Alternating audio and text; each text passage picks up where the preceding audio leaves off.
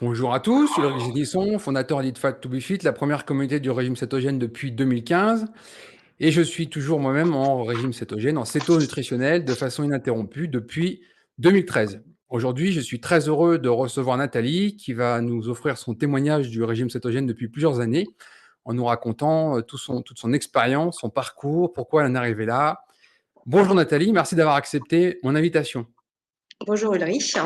Je suis très contente d'être là et de Plaisir partager mon partagé. expérience. Voilà. Merci. Est-ce que tu veux bien te présenter pour les gens qui ne te connaissent pas encore? Oui, donc je m'appelle Nathalie Lebert, j'ai 52 ans, je suis mariée, j'ai un garçon de 24 ans. Je suis masseur kinésithérapeute dans un centre de rééducation fonctionnelle et de réadaptation et également sophrologue dans ce même centre de rééducation.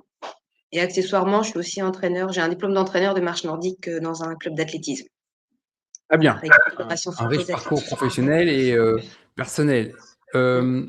Pourquoi tu en arrives au régime cétogène? Peux-tu nous raconter un petit peu, ton parcours d'avant le régime cétogène Mm. et pourquoi le régime cétogène et à quel moment c'est arrivé? Parce que tu nous suis depuis longtemps, mais c'est Mm. intéressant de rembobiner un petit peu pour avoir toute l'explication. Pourquoi tu as Oui. découvert ce régime cétogène? Alors moi, je l'ai découvert du coup en 2018, Mmh. après un parcours de santé vraiment chaotique, un peu compliqué depuis l'enfance, parce que j'ai une hyperinsulinémie, alors fonctionnelle ou congénitale, enfin bon, difficile à dire parce que ça a été diagnostiqué très tard, mais je sais que j'ai ça depuis que je suis vraiment toute petite, autant que je me souviens que je m'en souvienne. Donc l'hyperinsulinémie, c'est en fait un pancréas qui est un petit peu trop actif et qui, sécrète trop d'insuline au quotidien et quand je mange, j'ai encore plus des glucides. Donc en fait, c'est une réponse, disproportionnée du pancréas à une sécrétion d'insuline et qui entraîne, des hypoglycémies, réactionnelles derrière, très importantes, hein, avec, des glycémies qui peuvent descendre très bas jusqu'à en dessous de 0,50, Mmh. heu, plusieurs fois par jour. En fait, presque à chaque fois qu'il y a des repas. Donc en fait, concrètement au quotidien, donc c'était, des hypoglycémies à répétition depuis que je suis petite, mais bon ça je savais pas trop on savait pas trop, mais voilà. C'est une faim chronique avec des grosses fringales parce que et en fait même plus je mange et plus j'ai des fringales et plus j'ai faim. Donc en fait, c'est compliqué parce qu'on a le système de satiété et de faim en fait qui est complètement perturbé parce que j'avais faim tout le temps. Donc prise de poids rapide aussi, puisque forcément l'insuline, c'est une hormone qui favorise le stockage des graisses. Donc je pouvais prendre du poids très vite. Bon, j'ai réussi quand même malgré tout à gérer mon poids par d'autres systèmes, mais voilà, c'était toujours sous contrôle, quoi. Donc fatigue chronique, parce que faire des hypoglycémies plusieurs fois par jour, c'est épuisant. Heu et puis il y a une obsession de l'alimentation aussi, parce que comme j'ai toujours faim et qu'il y avait des hippos, en fait, j'avais toujours quelque chose à manger dans mon sac. Quand on partait quelque part, 1re chose qu'on regardait des fois en week-end, c'est, quel resto on peut aller pour aller manger. C'est, enfin oui, c'est presque obsessionnel, manger vraiment à des heures, bien précises, parce que je savais à peu près quand l'hypo allait arriver. Enfin, même au niveau du travail, j'avais dû m'arranger avec mes supérieurs pour pouvoir faire mes pauses, pour pouvoir prendre mes collations, voilà. Ensuite, au niveau, plus, maladie, on va dire que j'avais aussi une inflammation chronique avec, fragilité des articulations, des tendons. J'ai eu tout ce qui peut se dire en IT, tendinite, comment dire? J'ai eu tétanosynovie de 2 Kervin, j'ai été embêtée pendant 2 ans. J'ai eu, périarthrite de hanche, j'ai eu une rupture du tendon d'Achille, bon puis moi les tendinites quand ça commence à arriver, ça dure pas, 15 jours quoi, c'était 1 an et souvent ça se finissait par des infiltrations. C'était compliqué de les soigner. Heureusement, je travaille quand même dans le milieu malgré tout, mais ça faisait pas accélérer la guérison plus vite, hein, même avec mes cons et en plus, voilà, moi j'étais kiné, donc je savais quand même ce qu'il fallait faire. J'avais les médecins rééducateurs, mais malgré tout, on a beaucoup ramé quand il fallait me soigner des tendinites et des problèmes. J'ai eu les disques intervertébraux aussi, qui ont morflé, hein, qui sont abîmés. Les ménisques aussi, j'ai déjà eu une arthroscopie du genou avec des ménisques très abîmés. Enfin, tout ce qui est à base de collagène en fait, hein, voilà, qui sont fragilisés, voire maintenant abîmés même à mon âge. Forcément aussi une faiblesse des défenses immunitaires. Donc depuis que j'étais toute petite, j'étais malade tout le temps. Angine, sinusite, otite, j'ai chopé je sais pas combien de fois la grippe, tous les problèmes ORL. J'ai fait une hépatite A aussi une année, qui m'a bien fatiguée. Il y a pas quand je regarde mes bulletins scolaires depuis que je suis petite, il y a pas un bulletin scolaire où j'ai pas été absente parce que j'étais malade. Bon, heureusement, j'étais pas trop mauvaise à l'école, donc j'arrivais toujours à rattraper, mais voilà, c'était, ça aussi, c'était épuisant. Avec la fatigue aussi, je me souviens plus les kilos de vitamines que j'ai mangés quand j'étais gamine. Et puis, alors je me souviens, il y en a, c'était des petites pastilles, qui ressemblaient à des Smarties, un peu au chocolat, j'en mangeais tout plein et forcément et puis d'autres aussi qui étaient un peu dégranulés et en fait, je me rends compte maintenant que c'était des trucs là, les édulcorants, ça existait pas à l'époque, donc je suis sûre que c'était des trucs bourrés de sucre aussi parce que c'était pour les enfants, donc pour faire passer, donc je pense que ça devait plus aggraver les choses que finalement, les améliorer, mais bon, je me dis que les médecins, ben, voilà, bon, ils étaient de bonne foi, hein. Je pense qu'ils disaient: «Ils étaient fatigués, alors on va lui donner des vitamines à la pauvre petite», voilà. Alors j'ai eu aussi d'autres choses, alors peut-être plus indirectes, mais j'ai eu beaucoup de vertiges d'origine vestibulaire. Mmh. Les vertiges paroxystiques, bénins et en 2017, j'ai eu une névrite vestibulaire qui a duré très longtemps, qui m'a vraiment foutue à plat et l'ORL, à un moment, quand il arrivait plus à trouver pourquoi, mes vertiges passaient pas malgré les manœuvres, malgré, le fauteuil et que je lui ai dit que, ouais, j'avais des problèmes d'insuline, il m'a fait: «Ah, ouais, peut-être». Voilà, donc je me suis dit: «Là, effectivement, il y a peut-être un lien». J'ai toujours eu un déficit, important en magnésium aussi, parce que quand j'étais, gamine et ado, bah, du coup, j'avais, beaucoup de spasmophilie, Mmh. voilà, donc mais je pense que l'hyperinsulinémie, il me semble que j'avais lu dans un article, que ça aussi, ça avait un impact sur le magnésium, en fait. Et puis, je pense que ça, c'est pour un métabolisme qui est un peu effondré, c'est que, bah, j'étais et je suis toujours très, très, très frileuse. Voilà, donc j'ai toujours froid, donc ça, j'ai entendu aussi dans d'autres, interviews que tu as fait que ça pouvait être en lien aussi, en fait. Oui, c'est vraiment un symptôme du métabolisme, ralenti en économie Mmh, d'énergie. Le corps coupe des fonctions non essentielles, donc selon le degré de métabolisme et ben, ça peut être, je sais pas, alors une femme qui perd son cycle hormonal, c'est très courant chez la sportive de haut niveau, par exemple, ou des femmes qui vont faire des régimes hypocaloriques. Les cheveux, les ongles, la température corporelle qui descend, c'est des symptômes courants. Par contre, moi, ce qui m'intéresse de savoir à ce niveau, c'est est-ce qu'il y a, à ton époque, sur les plus de 20-30 dernières années, un médecin qui a réussi à rassembler tout ce que tu proposes, tout ce que tu évoques comme symptômes, liés à l'insuline, ou est-ce qu'ils ont cloisonné à chaque fois comme problème, isolé, problème indépendant? cloisonné, problème isolé, en fait, avec des œillères, chaque médecin voit ce qui l'intéresse au niveau de sa spécialité et personne n'a vraiment, fait le lien. Sauf peut-être un des médecins rééducateurs avec qui j'ai travaillé, qui s'occupait beaucoup de moi qui me soignait pour tous mes problèmes d'articulaire et lui avait mis, bon voilà, le nom un peu de syndrome métabolique quand même malgré tout. Heu, voilà, Ouais, parce que mais là, on parle de ligaments, on parle de cartilage, on parle de tendons, on parle de les rupture de disques. tendons et il y a personne Mmh, qui met le lien, la glycémie, l'insuline, l'inflation, l'inflammation de bas grade, des choses comme ça, c'est isolé. Ouais, oui, OK. oui, oui. Voilà, Donc d'où un peu l'errance, médicale, on va dire. Pendant ouais. tout ce temps-là, j'étais soignée par symptômes, mais vraiment, mais pas pour le fond, en fait, donc Et c'est comme ça qu'on voilà. se retrouve à des personnes avec des cascades d'ordonnances et des listes Mmh, de médicaments à prendre à rallonge, parce mmh, que chacun y est allé de son petit problème avec sa petite solution sous forme de pilule et au mmh. final, pas de tableau d'ensemble qui est dressé, quoi. Mmh. Non, jamais, jamais, jamais. Donc j'imagine que de ton côté, toi, tu cherches par contre, tu lis des livres, tu Mmh. lis des études, Ah tu oui, tu oui, cherches à oui, comprendre? oui. Mmh.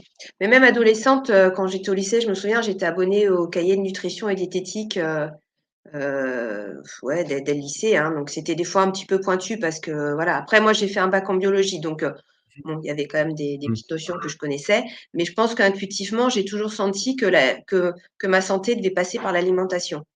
Bon, mais il me manquait quand même des éléments, hein, voilà, après, mais j'ai toujours intuitivement senti qu'il y avait quelque chose par là, quoi, en fait. Et après, bon, de part, après mon métier de kiné, bah, nous, on fait toujours du travail d'investigation aussi pour les patients. C'est quand ils arrivent avec, leur douleur, bon, on a une prescription, mais moi, je cherche toujours à comprendre, à aller plus loin, parce que je peux pas, soigner le patient même si j'ai une prescription avec des choses à faire, sans comprendre pourquoi la douleur, elle est là. Donc moi, c'est aussi dans ma façon de fonctionner. Donc je le fais pour les autres, mais j'essaie de le faire pour moi aussi. Voilà, donc Et juste pour mieux comprendre, est-ce que tu as une idée un petit peu des niveaux de glycémie, que tu avais avec la phase où tu avais vraiment beaucoup de production d'insuline? Est-ce que ta glycémie, elle montait très haut, elle montait à ah 200, non, 250? non, Donc non, ça restait jamais. jusqu'à combien au Ah maximum, non, moi après un ça fort régime dépassait jamais glycémique? ça dépassait jamais les 0,8 grammes par litre. D'accord, 0 c'est-à-dire que même J'étais après un toujours en dessous. repas, voilà, ta Mmh, glycémie était comme si tu étais à jeun, pour faire simple? c'est Mmh, ça. J'étais d'accord. toujours en dessous de 1, Ça, c'est toujours. Je suis intéressant jamais pour que les montée gens au-dessus puissent parce comprendre. que Voilà. et pendant un moment, c'est vrai que, bah, du coup, je m'étais acheté un petit appareil. Bon après enfin, c'était un peu plus tard, mais dès que je me piquais, moi, j'étais jamais au-dessus de 1, donc c'est pour ça que c'est pas considéré comme un diabète, en fait. Même si des fois, quand j'explique aux gens, je leur dis: «Bah, c'est un peu comme un diabète». Alors, parce que l'hyperinsulinémie, personne connaît.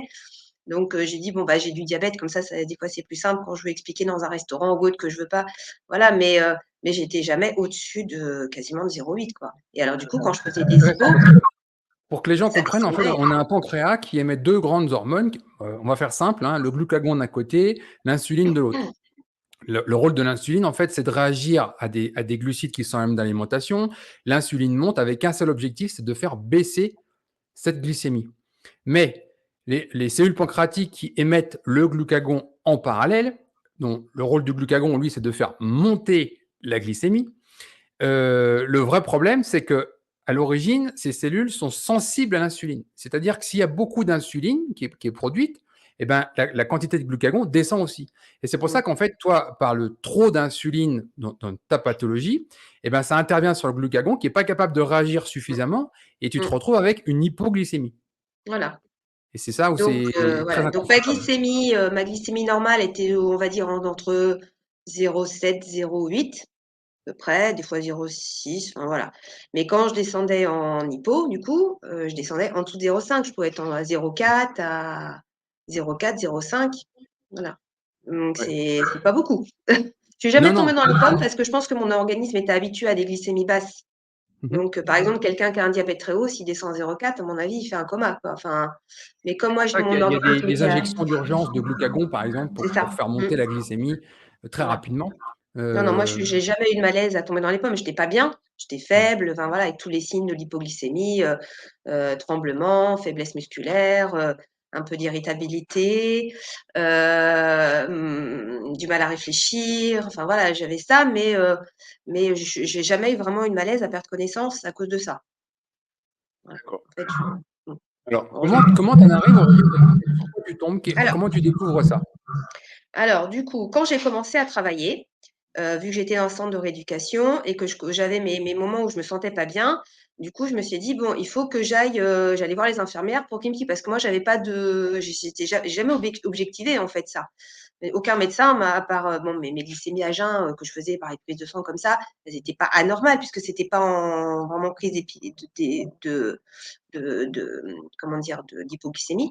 Donc des moments où je me sentais pas bien, du coup là, moi je pouvais aller voir les infirmiers dans le service et puis ils me piquaient et c'est là du coup je me suis rendu compte que je descendais très bas et même en prenant des fois des petites collations le matin et un petit goûter parce que j'avais faim donc voilà, je prenais des choses comme ça.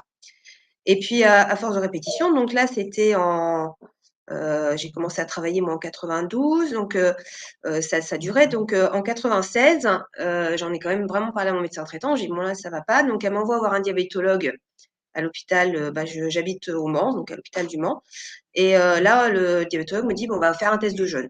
Voilà, donc j'ai été hospitalisée pendant 3 jours, pas manger, prise de sang tous les 4 heures pour voir où ça en est. Donc ils ont dû arrêter le test un peu avant la fin parce que je pense que j'étais vraiment trop basse et c'est là où du coup a été diagnostiquée l'hyperinsulinémie. Donc là, j'ai pas encore eu de médicaments en place. On a essayé de dire: «Bon, bah, allez, vous allez voir un nutritionniste, essayez de voir avec l'alimentation». Le nutritionniste me dit: «Bah, on va fractionner les repas et puis vous allez prendre, des glucides à tous les repas, 5 fois par jour. Matin avec du pain». Alors, le matin vers 10 heures, c'était, du riz au lait ou de la semoule, de riz, enfin voilà, donc je me faisais ma tambouille, féculents, le midi, goûter le soir avec du pain, le soir, voilà. Donc et puis plus ça allait, forcément, moins ça allait. Et puis, du coup, en 2012, puisque mon état se dégradait, on a dit, ben, on va introduire un médicament, on va mettre un antidiabétique, le Glucor. Alors, je sais pas si tu connais. voilà, dans le corps, bon, à petite dose, mais quand même. Alors, en fait, pour faire simple, c'est un médicament qui va mettre un espèce de film au niveau de l'intestin pour empêcher le passage du sucre dans les intestins. Voilà, donc plutôt que de me dire arrêtez de manger du sucre ou des glucides, bah, on va prendre un médicament. Sauf que bah, du coup, ce médicament, c'est sûr qu'au niveau de la glycémie, ça l'a un petit peu amélioré. Mais alors, par contre, les effets secondaires au niveau intestinal, ils sont terribles, hein. C'est très douloureux, colique, enfin voilà, c'est diarrhée, donc c'est pas terrible. Donc j'ai eu ça et puis, pendant, quelques années et puis, bon, ça se maintenait, mais c'était vraiment pas terrible, terrible.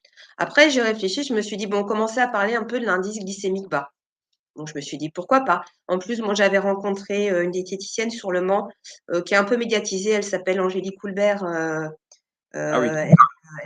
bah, justement, elle a fait pas mal de bouquins sur l'indice thymique. Donc, comme on faisait ensemble des fois des ateliers avec la CPM du Mans de prévention, chacun dans notre domaine, en fait, j'avais eu l'occasion de discuter avec elle, de la rencontrer. J'avais été à une de ses conférences. Bon, je me suis dit: «De toute façon, pourquoi pas?» Voilà, ça peut c'est pas idiot, enfin, dans son raisonnement. Donc j'ai essayé, bon, du coup, ça permettait aussi de réduire ma quantité de glucides par jour, de mieux quantifier. C'était un peu mieux, mais pas encore ça. Mais bon, j'ai fait ça, assez longtemps. Et puis, en 2018, donc c'est là où on m'a diagnostiqué le cancer du sein et c'est là où je me dis: «Bah non, du coup, ça va pas». Surtout que quand j'avais été, hospitalisée pour mon test de jeûne avec le diététicien, je lui avais dit: «Bah OK». Donc il m'a dit: «C'est de l'hyperinsulinémie», d'accord. Alors j'ai dit: «Moi, je connais les conséquences du diabète, type, 1 ou 2 sur la santé», parce que moi, en tant que kiné, bah, c'est, l'artérite, c'est les amputations, c'est les problèmes de vue, enfin voilà, ça je connaissais, mais je me dis: «L'hyperinsuline, c'est quoi?» Donc elle m'avait dit: «Bah, voilà, donc il y a la faim chronique, la prise de poids, donc les hypoglycémies, entre autres» et elle me dit: «Bah, vous, en fait, vous êtes, plus à risque d'avoir un cancer que, la population lambda». Donc elle m'avait expliqué par rapport à la forme des molécules et cetera, bon, donc j'avais un peu ça au-dessus de la tête, mais bon, ça me tracassait pas plus que ça non plus parce qu'après je me dis: «Bon, j'ai une bonne hygiène de vie, je fume pas, je bois pas, je fais du sport», donc je me dis: «Bon, si je limite les facteurs de risque autres, bah, je vais peut-être, Reste à passer travers. et puis, bah, en fait, bah, en 2018, bah, non, du coup, on me diagnostique le cancer du sein. Mais en fait, j'avais commencé déjà à réfléchir juste l'année d'avant parce qu'en 2017, j'ai eu une année au niveau santé complètement pourrie. C'est-à-dire que le premier trimestre 2017, donc j'ai refait des vertiges très importants et là avec la névrite vestibulaire.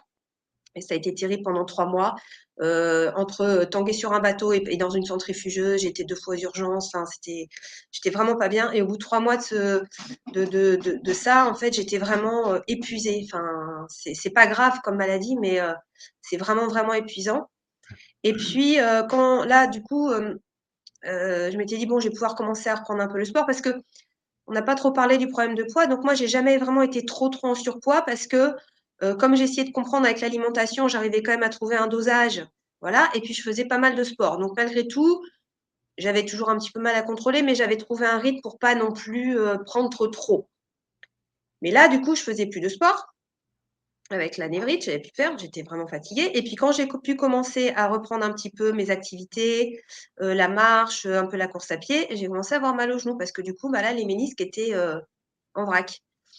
Donc bah, du coup, j'ai pouvais plus faire de sport parce que même de marcher sur un terrain stable, de monter les escaliers, bah, je pouvais plus, donc j'avais mal.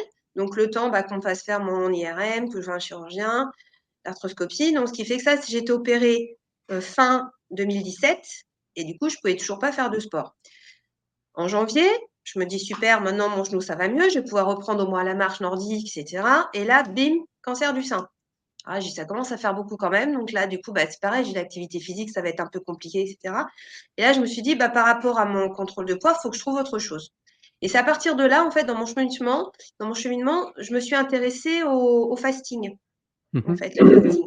Parce que bon, comme par rapport à l'alimentation, j'étais souvent sur le site, d'édition Thierry Soucard édition, voilà donc et puis c'est sur ce site-là que j'ai vu il parlait du fasting, donc j'ai lu le fasting de J.B. Rive et du coup, j'ai trouvé ça intéressant. Bon, c'est pareil, c'est un petit bouquin, c'est simplifié, mais pas mal. Et puis ça m'a intéressée, puis je me suis et là, il commençait à parler de la cétose, et puis c'est là où j'ai poussé un peu plus sur internet et c'est là où j'ai entendu parler de l'alimentation cétogène et sur, ton site. enfin que tu as avec Nelly sur, Eat Fat to Be Fit.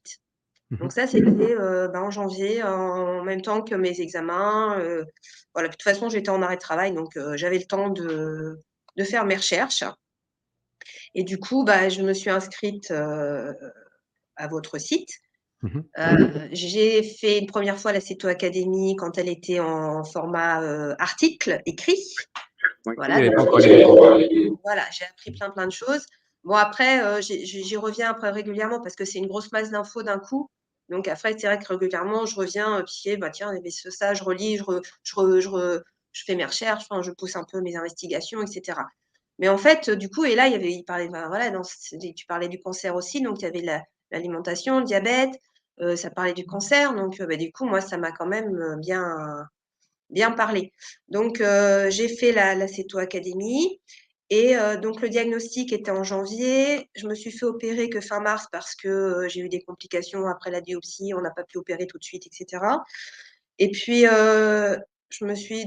eu le temps pendant, on va dire, 2 bons mois de bien me documenter pour pas faire n'importe quoi, de réfléchir à ce que j'allais faire et en fait, à partir du moment où je me suis fait opérer, je me suis dit: «Allez, je commence, le jeûne intermittent» et un peu en parallèle, du coup, je commence un peu l'alimentation cétogène en parallèle et je me dis: «De toute façon, j'ai rien à perdre, je suis chez moi, j'ai le frigo, j'essaye, ça va, c'est bien, ça va pas, je remange». Enfin voilà, je me suis dit: «De toute façon, voilà». Donc j'ai commencé comme ça, donc avec et le jeûne intermittent 16-8 au départ et l'alimentation cétogène. Donc comme j'étais quand même assez branchée nutrition, ça a pas été très compliqué de faire du ménage. Les macros, je connaissais quand même plutôt pas mal. Les micros, peut-être un peu moins, mais quand même, assez. Voilà et donc c'est à partir de moment-là où j'ai commencé. Donc ça m'a, je pense, bien aidée, au niveau du cancer. Donc moi, j'ai pas eu de chimio, hein, heureusement. J'ai eu, chirurgie et radiothérapie. Et puis alors, à partir de ce moment-là et ben, c'est là où je me suis dit: «Ben, j'ai plus d'hypoglycémie, plus rien». Donc ça a été, bah, alors je dis pas qu'au niveau de la forme et tout ça, je m'en suis rendue tout de suite parce que j'étais fatiguée par les traitements, par la radiothérapie, par le rythme, le stress, hein, aussi, voilà, donc j'étais un peu anxieuse, donc j'ai pas forcément senti le bien-être au niveau forme. Mais par contre, bah, j'avais plus d'hypo. Donc je me suis dit: «Bah, waouh!» Donc 2018, pour faire simple, c'est l'année où tu Voilà, goûtes pour la première fois à une vie, qui est débarrassée des problèmes mmh, d'hypoglycémie c'est ça, grâce au régime cétogène et au jeûne intermittent. c'est ça. Alors, j'ai pas eu de grippe cétogène parce que quand pareil que j'avais déjà bien réduit mes quantités de glucides déjà par, l'indice glycémique et cetera. Donc, moi ça s'est fait vraiment en douceur, hein, tout naturellement et puis de toute façon j'étais tellement motivée que, enfin, moi je veux dire il y a rien qui m'arrêtait quoi en fait, hein. Donc, j'ai pas eu la grippe cétogène.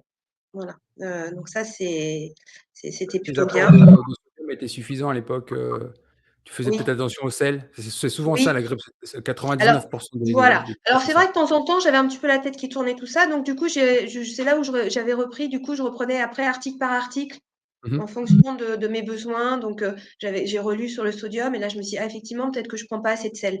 Voilà. Après, c'est vrai que la matière grasse, j'ai dû ajuster aussi un petit peu parce que, bah, avec le cancer, fallait pas perdre non plus. Donc c'est vrai que j'avais perdu un petit peu de poids. Donc bon, bah, du coup, il a fallu un petit peu de temps pour que j'intègre et puis bon, je suis comme beaucoup de gens, qui faisaient attention à leur poids. On nous a tellement martelé que, bah, le gras, il faut pas trop, enfin voilà. Donc il m'a fallu aussi un petit temps de comment dire? De nettoyage du cerveau pour, tout remettre à plat et voir les choses un peu sous un autre angle. Mais ça a pas été trop long, hein. Je l'ai parce qu'en fait, comme toi, tu argumentes bien avec les études scientifiques, enfin, c'est détaillé donc vraiment, je t'ai fait confiance, quoi. Voilà, heu, donc Et ça allait. j'invite tout le monde à jamais faire confiance à qui que ce soit. Moi, c'est vraiment mon cheval de bataille. C'est vrai, J'invite tout mais le bon. monde à arrêter de croire et j'invite tout le monde à Mmh, savoir et pour la grande différence entre croire et savoir, bah, au milieu, ça s'appelle apprendre mmh, et comprendre mmh mh, et j'invite vraiment tout le monde à arrêter de faire quoi que ce soit que vous ne comprenez pas. Vous mmh, devez apprendre, vous devez comprendre. Si on vous pose des questions, vous devez être capable d'argumenter sur ce que vous mmh, faites, pourquoi vous le faites. Et il y a personne au monde qui mérite d'être suivi aveuglement. mmh, Tout le monde, à un moment donné, dit des âneries. C'est le mmh, temps qui va juger. Mmh. Donc, il faut vraiment que chacun apprenne et comprenne. Et c'est ce que tu as fait. Tu as passé beaucoup de temps à Mmh. lire, à comprendre pour devenir un peu l'expert de ton propre cas. Mmh. Et il n'y a que Mmh. comme ça qu'on réussit de toute façon. Et ajuster, faire mes ajustements. Voilà. Donc, ça m'a bien aidée.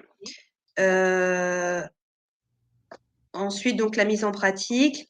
Depuis, bah, je suis toujours en cétose, depuis, voilà, avril 2018, sans interruption. Heu, Parle-nous de ton régime cétogène, peut-être. Comment tu l'organises?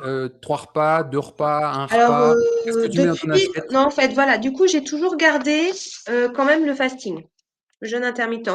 Alors pendant à peu près, 18 mois, 2 ans, j'ai toujours gardé le 16-8. Et puis, à un moment, j'ai eu envie de pousser un petit peu plus, Mmh. et là, en fait, je me suis mis au alors à manger plutôt qu'une fois dans la soirée, quand je travaille, en semaine, pas le week-end. En semaine, donc du coup, je mange pas le matin, je mange pas le midi.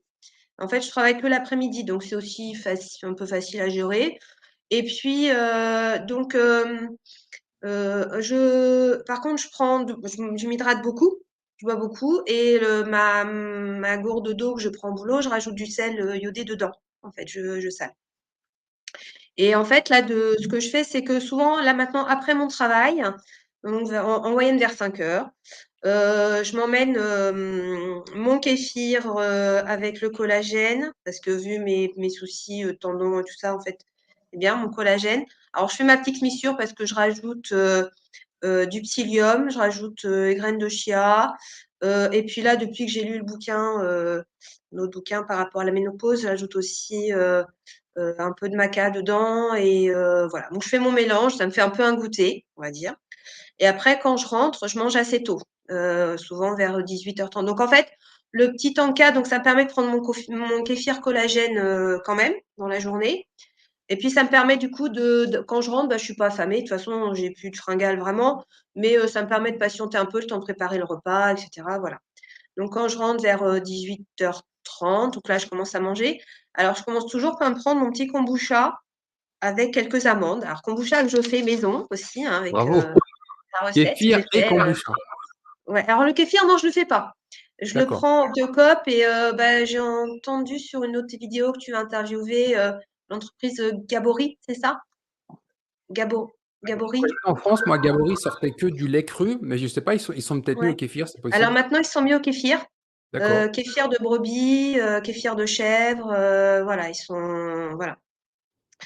Kéfir de lait aussi, voilà. Mais, par contre, du coup, j'ai pas vérifié par rapport aux vaches, mais je crois que si, chez eux, je crois Bah, que c'est tout les Gabory jerseys. travaille normalement Kéfir qu'avec, de lait, je crois que c'est les jerseys. du A2, ouais, tout à fait, oui. C'est ça, à 2, voilà. Mmh.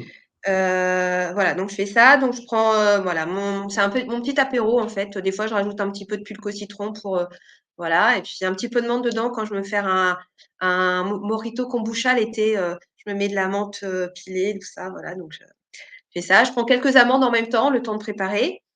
Alors ensuite, je prends souvent, soit un potage ou des crudités, si possible lacto-fermentées. Ça arrive, ça j'aime bien. La soupe, ça j'adore ça, donc depuis que je suis petite, donc voilà, donc ça fait partie. Ensuite, je pense une portion de protéines, donc soit viande, soit poisson, soit œuf, des fois du tofu aussi, voilà. Alors, je suis pas, hypoprotéinée non plus, hein, enfin, bon, je me dis déjà des protéines, il y en a dans le collagène que je mets. Alors je prends celui de Vital Protéines là, mais celui-là.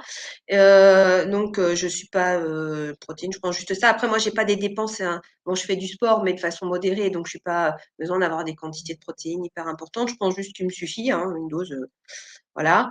Je rajoute souvent, bah, des légumes, voilà, avec de la matière grasse ou pas. En fait, ça dépend, ce que j'ai mis dans la viande ou pas. Mmh Je mh. suis pas à forcément rajouter beaucoup, beaucoup de matière grasse. S'il y en a assez dans les aliments, purs, dans l'avocat, dans les noix, voilà, pour l'instant, je fais comme ça. Au niveau du poids, je suis mince, ça se maintient, donc c'est que ça va, en fait. Je me dis que voilà. Ensuite, bah, je me fais, une salade verte.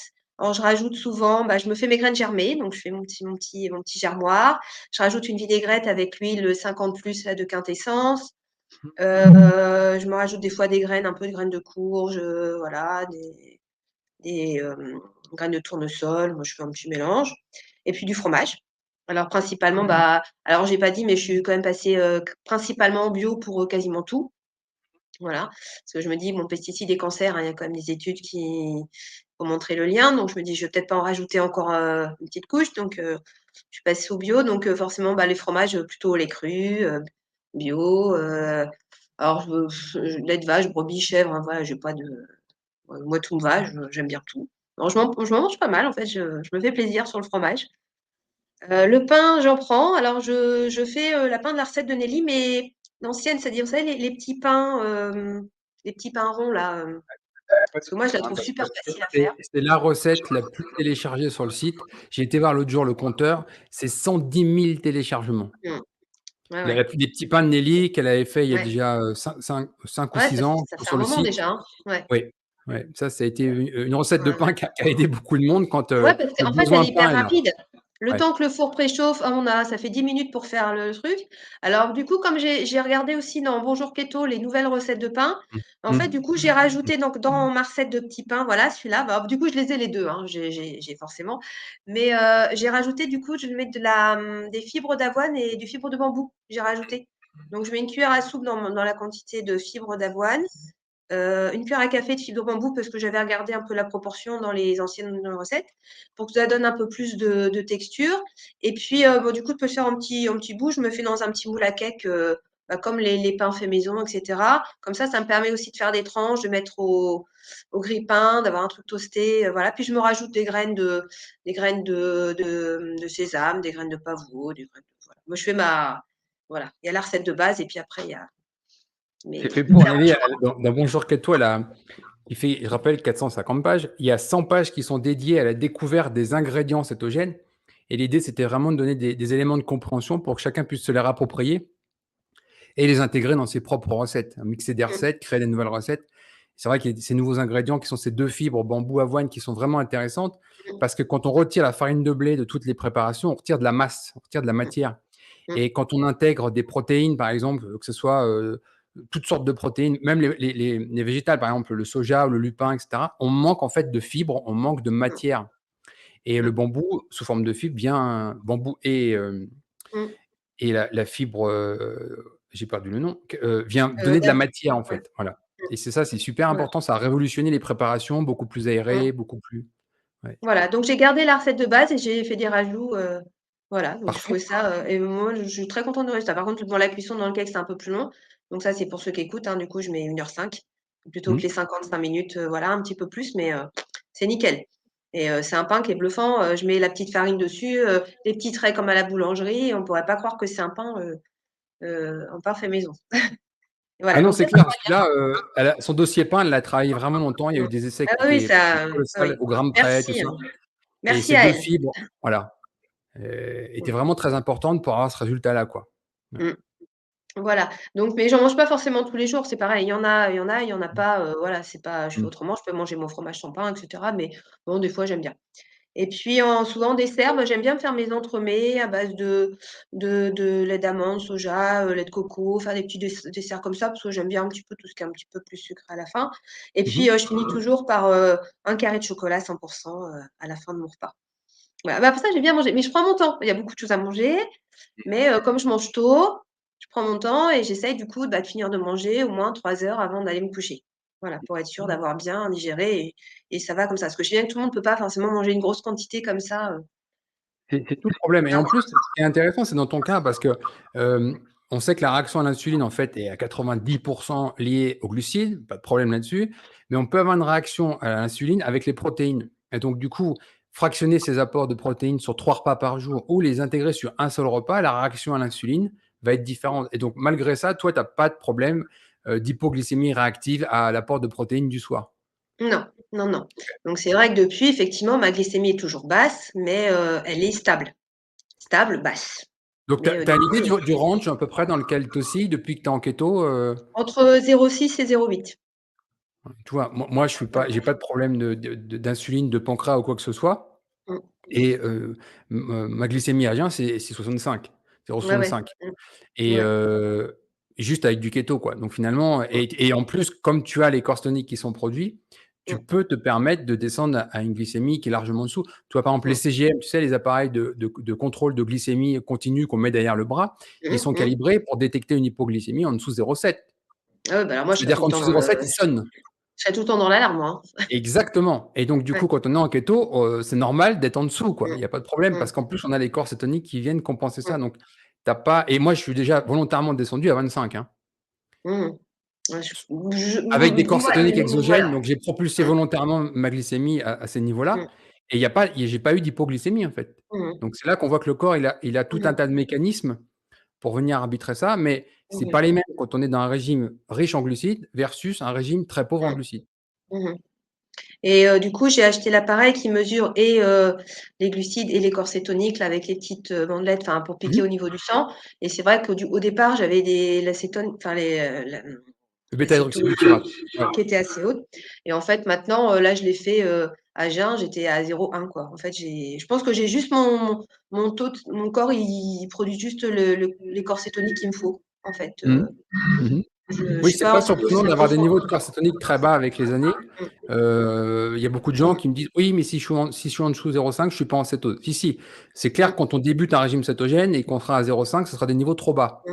Par contre, quand on commence, on va être à 1, Mmh. 1,5, 2, voire Mmh. 3 chez certains. Mmh. Par contre, avec les années, tu es en dessous 0,5, voire 0,4, 0,3, il y a pas de problème avec ça, quoi. Ouais, Mmh. voilà, mais moi, du coup, bah, comme tu l'as expliqué, du coup, ça me posait pas de problème. Effectivement, au Mmh. début, j'étais plutôt entre, effectivement 1,5 et 3 au Mmh. tout début. Même quand j'ai commencé les jeûnes un petit peu plus longs, ça montait un peu plus et puis là, bah, ça s'est stabilisé et puis de toute façon, moi, je me sens bien comme ça, donc je suis pas une obsédée des chiffres non plus, hein. Je veux dire, même Non. la glycémie, là, je l'ai faite un peu la semaine dernière pour, par rapport à l'entretien d'aujourd'hui pour me resituer un petit peu, mais en fait, l'appareil, il est dans le tiroir et puis il est bien là où il est, quoi, hein. Bon La après, pauvre c'est mon personne a des ressenti, hein. problèmes et les symptômes disparaissent. Après, on n'est pas là pour, mettre des datas sur internet ou Mmh. je sais pas où. Et donc, Mmh. qu'est-ce que tu as eu d'autre comme bienfait, grâce à ces plus de 5 ans en régime cétogène maintenant? Ah, alors j'ai fait toute une liste, hein. Ah, J'ai ça va être préparé. intéressant. Alors déjà, la glycémie stable, Mmh donc mh. ça, c'est pas rien.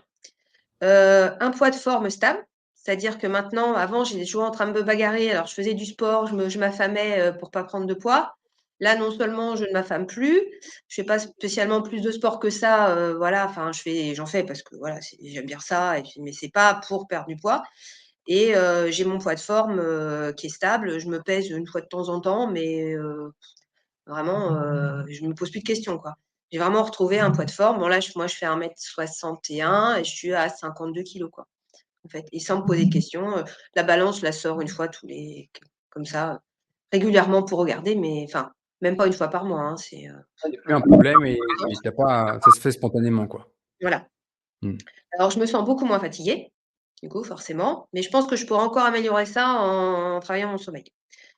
J'ai beaucoup moins de douleurs. Alors je vais pas dire que j'en ai plus, mais mes douleurs articulaires, voilà, donc bon après j'ai quand même des articulations qui sont un petit peu abîmées, des séquelles d'opérations qui font que voilà, mais elles sont, devenues tout à fait gérables. Là, je ne prends plus aucun antalgique, même après, les cancers, j'ai eu beaucoup de douleurs neuropathiques, bon des douleurs d'épaule, des douleurs musculaires, donc là, j'ai réussi à arrêter complètement mon traitement. Je fais beaucoup moins d'infections parce que j'étais malade tout le temps. Alors je vais pas dire que j'en fais plus.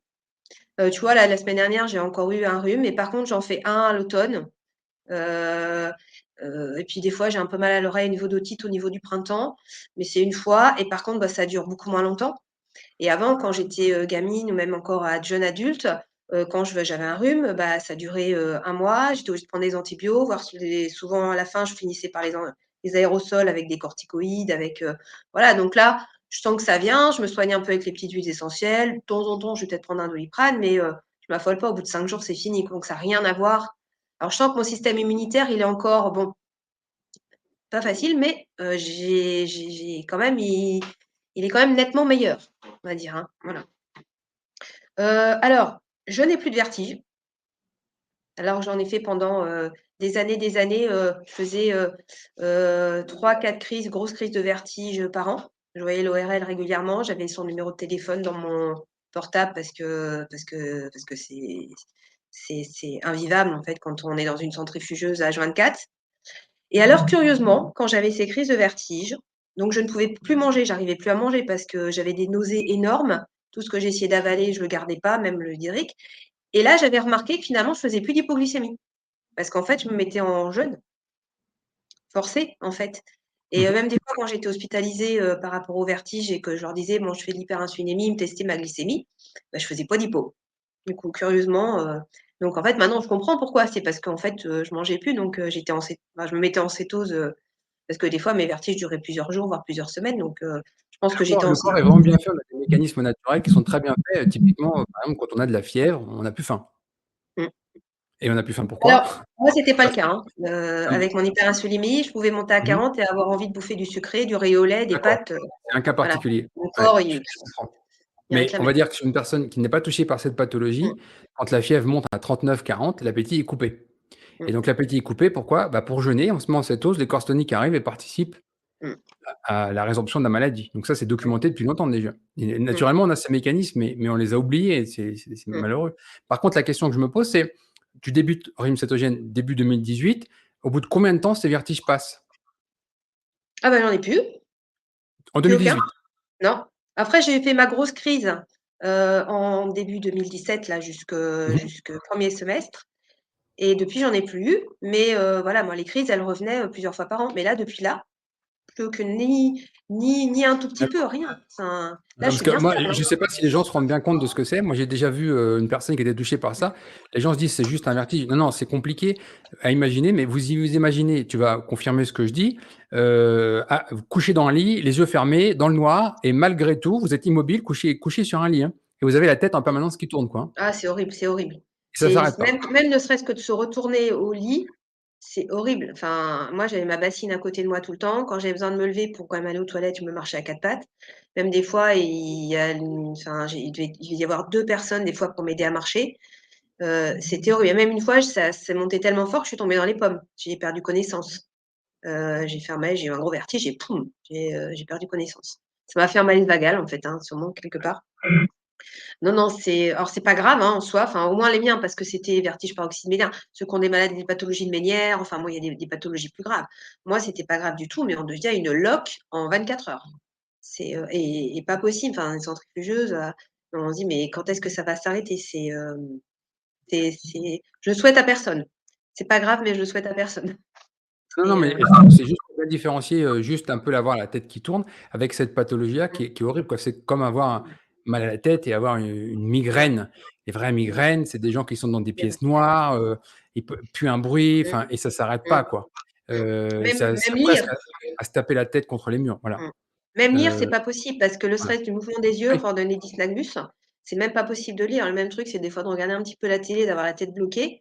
Puis en fait, moi je sentais dès les tout début des crises de vertige, en fait, je les sentais parce que j'étais épuisée. Parce que ne serait-ce que le peu d'instabilité, en fait, c'était hyper fatigant et je sentais presque les signes de fatigue avant vraiment le vertige, quand il se déclenchait, Alors, ce qui m'intéresse, moi je suis curieux du sujet, est-ce qu'en 2018, quand tu mets tout ça en place, tu prends déjà un des suppléments de vitamine D ou pas encore? oui, alors la vitamine D, moi, en fait, je l'ai commencé en 2000, attendez, je vais renoter. Je l'ai commencé en 2016. D'accord. Parce qu'à cette époque-là, j'avais beaucoup de douleurs partout. Donc quand j'avais des douleurs à un endroit, 2 endroits, bon je me dis: «Bon OK, j'arrive à gérer». Mais là, j'étais à un moment, j'avais des douleurs, à plein d'endroits dans mon corps différents et là, je me dis: «Il y a quelque chose qui colle pas». Alors j'avais essayé de chercher un peu dans l'équilibre acido-basique. Je me suis dit: «Il y a peut-être un petit truc un peu comme ça», parce que je me dis: «Il y a quelque chose partout, donc c'est pas que articulaire». Et puis, j'ai une amie qui a eu un cancer du sein également à cet moment-là et qui me disait, bah, elle avait beaucoup de douleurs et elle, bah, avec le cancer du sein, on met facilement plus sous vitamine D. Elle me dit, bah, maintenant, je prends de la vitamine D et j'ai plus de douleurs. Alors, je me suis dit, tiens, c'est peut-être une piste. Alors, je vais voir ma gynécologue pour voilà, pour mon rendez-vous annuel et je lui dis, bah, j'aimerais bien faire un dosage de vitamine D. Bah, elle me dit, mais pourquoi vous voulez faire un dosage? Bah, je dis: «Parce que j'ai des douleurs, j'aimerais bien savoir et puis en plus je sais que je m'expose pas assez au soleil parce que moi je suis enfermée, dans mon centre de rééducation du matin au soir. Le soir je sors pas. En plus moi je suis hyper frileuse donc pour que je sorte dehors, en manches, courtes, il faut au moins qu'il fasse 25 et puis on est en Sarthe donc c'est quand même pas la Côte d'Azur donc je savais pertinemment que je devais être quand même en déficit. Puis je me suis dit: «Bah, je veux savoir». Mais elle me dit: «Vous savez, oh, bah, tout le monde est carencé et puis, mais vous savez, c'est pas remboursé par la sécurité sociale et je me dis: «Mais» Je m'en fiche, même s'il faut que je paye, alors je crois que ça devait être peut-être 30 €, mais je m'en fiche, je veux bien payer moi les 30 €, mais je veux savoir. Donc j'ai dû insister quand même. Donc elle me dit: «OK, bon alors je vous fais la prescription». Alors qu'en fait c'est pas remboursé, c'est pas vrai, hein, je dirai après, mais il y a moyen de mettre quelque chose sur l'ordonnance pour que même s'il y a pas de pathologie ALD particulière, d'affection longue durée ou autre, on peut très bien, avoir une ordonnance remboursée. Donc j'y vais et effectivement, donc dès que je reçois le résultat et ma gynécologue en même temps, j'étais à 13,6 nanogrammes par millilitre. Donc c'est très, très carencé. Donc très rapidement, Ouais, pour j'ai ceux eu qui un connaissent pas, conseil. parce que j'ai fait un long article sur le site, en parlant de la vitamine D, en montrant mes propres résultats et en expliquant qu'il fallait pas hésiter à payer. Moi, de mémoire, c'était 15 € l'analyse de Mmh, sa poche, parce que c'était important. La carence, c'est en dessous de 15 et l'apport, insuffisant, c'est 20. Et mmh, pour faire simple, l'apport santé et là-dessus, on a de la littérature, c'est 50. mmh, Donc on est très, très loin là. mmh. Donc c'est aussi à partir de ce moment-là que j'ai acheté un bouquin aussi sur la vitamine D pour mieux Mmh. comprendre et dans le bouquin que j'ai lu, effectivement, ils disent que ce médecin-là dit que la vitamine D, c'est plus qu'une vitamine, c'est une hormone, quoi. C'est voilà, ça a un impact et même notamment, c'est un médecin rééducateur qui a écrit, ce bouquin-là. Donc c'est vrai que moi ça m'a beaucoup parlé par rapport à mes patients en rééducation, notamment ceux qui sont en sclérose en plaques, les douleurs, l'ostéoporose, les fractures, enfin voilà, donc c'était Ah complet. mais, Et je fais une parenthèse, je veux insister là-dessus. Tu as parfaitement raison. Tu peux montrer le livre à l'écran si tu veux, parce que c'est un petit livre que j'ai moi-même je sais pas si conseillé tu arrives à le voir avec pour les s'initier à la vitamine D de façon sans, j'ai c'est 2 ça. livres qui sont en commande, là, j'en ai pour 400 $, ils font 2 600 pages. Ils sont dédiés que à la vitamine D. Il y a pas 100 personnes au monde qui vont se taper ça. Donc ce livre-là, il se lit montre en main en Mmh, 1 heure et demie et on a les bases de la mmh, vitamine D mmh, et c'est central parce que c'est un carnage, les niveaux qui sont trop bas en vitamine D. On a un nombre incalculable de pathologies. J'arrête pas de parler de cette étude sur le cancer qui a mis en évidence avec des niveaux inappropriés de vitamine D euh, sur le cancer du sein. Et on sait que si on amène des niveaux appropriés à 50 nanogrammes, c'est 80% de cancer du sein qui disparaissent. Il n'y a pas que la vitamine D. On peut parler d'iode, on peut parler de sélénium, on peut parler de tout ça, mais la vitamine D, elle est centrale pour le système immunitaire, centrale pour le calcium, centrale pour la thyroïde et centrale pour se prémunir de beaucoup de pathologies, le rhume manuel, etc. En fait, c'est vraiment central. Et on a deux façons de faire cette vitamine D, naturellement. Soit on consomme des produits animaux qui sont riches en vitamine D, et ça va être principalement de la viande d'organe, du foie de poisson, etc. Soit, donc dans les populations nordiques, c'est comme ça qu'ils ont survécu à ça, soit c'est le soleil. Et un maître nageur en plein mois d'août qui fait sa campagne sur une piscine en extérieur, quand il va être juste avec son petit slip de bain, on lui fait une prise de sang et son niveau, c'est 50 nanogrammes. En Afrique, les populations ancestrales qui chassent, malgré une peau très noire, qui vont être exposées au soleil toute l'année, ils sont aussi à 50 nanogrammes. En fait, c'est le niveau normal humain. Et aujourd'hui, en France, on a 99% de la population qui est en dessous. Et puis on a 75-80% de la population qui est en dessous 20. mmh, Donc c'est quelque chose, c'est une alerte en fait, c'est la santé publique. Il devrait y avoir un message pour alerter et mmh, sensibiliser les gens, quoi. mmh. Et ça va très Ouais, loin ouais. parce qu'on a désinformé les gens sur le soleil. On leur a dit c'est dangereux, cancer de la peau, etc. En fait, c'est exactement l'inverse. Et c'est une vraie une période de désinformation qu'on a sur le Mmh. sujet. Mais pour dire comme c'est un sketch, hein, parce que même quand j'ai eu quand même enfin mon ordonnance, je vais voir une infirmière pour me faire ma prise de sang, puis comme j'avais pas spécialement d'ALD ou de choses comme ça à ce moment-là, elle me dit: «Mais pourquoi vous faites aussi une prise de sang?» Bah, je dis: «Parce que, je voudrais savoir où j'en suis, possible que je sois carencée». Mais elle me dit: «Mais de toute façon, ça sert à rien, tout le monde est carencé, tous les gens sont C'est carencés, faux. pourquoi faire?» La même chose en fait, et l'infirmière aussi, mais à la limite même de quoi je me mêle quoi, je donc vraiment j'ai ramé, hein, j'ai ramé. Et puis, donc après moi j'ai voulu savoir un peu régulièrement où j'en étais parce que du coup alors mon médecin, gynécologue du coup quand elle a eu le résultat forcément tout de suite elle m'a renvoyé un courrier, bon elle s'est un peu excusée aussi, voilà, et puis elle m'a mis une ordonnance mais c'était les doses de vitamine D, tu sais pareil par trimestre, la dose et tout ça et moi je trouvais ça pas logique non plus, tu vois? Intuitivement, alors comme j'ai aussi une amie qui est pharmacienne, je lui en parle, elle me dit: «Oui, non, effectivement, il vaut mieux prendre, un peu tous les jours, régulièrement, que de prendre une grosse dose» parce qu'elle me dit: «De toute façon, c'est pas stocké, donc tu as un gros stock d'un coup, puis après, ça tombe». Donc mais comme je savais pas que ça pouvait se prescrire comme ça par le médecin en petite dose, moi, du coup, moi, j'allais, voilà, dans le magasin et je me suis acheté mes gouttes et je me suis fait, ma sauce, voilà. Et mais comme je testais un peu par moi-même par rapport au dosage des petites gouttes, je savais pas trop. Donc en fait, il me fallait que je revérifie mon dosage régulièrement. Alors là, du coup, je suis plutôt passée par un médecin rééducateur, heu, de mon travail, avec qui je m'entendais bien. D'ailleurs, je lui ai prêté ce bouquin-là pour qu'il le lise aussi sur la vitamine D.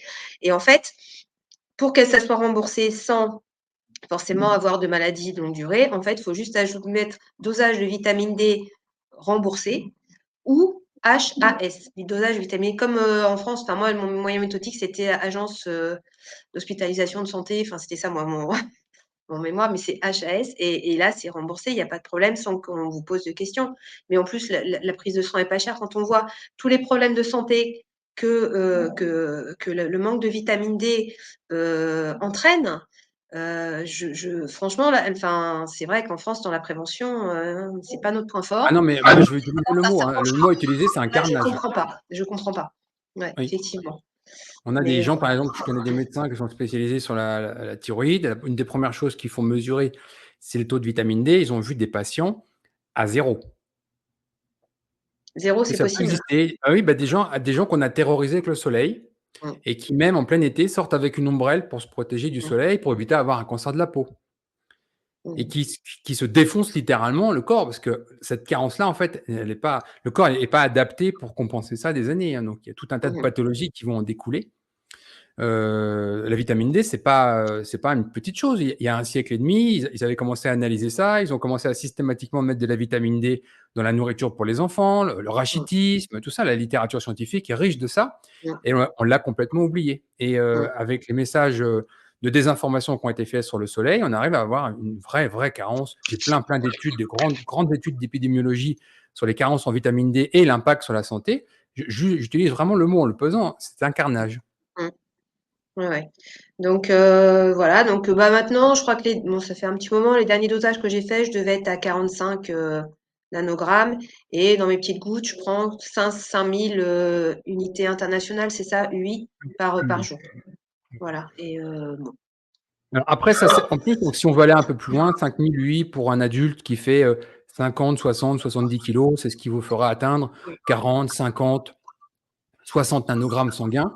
Mais après, si on veut aller plus loin, parce qu'il y a d'autres pathologies, il faut commencer à faire une analyse des polymorphismes Mmh, génétiques, parce qu'on peut avoir des mutations et en Europe, on a 30 à 40 des gens qui ont cette mutation, sur le VDR, le récepteur de la vitamine D.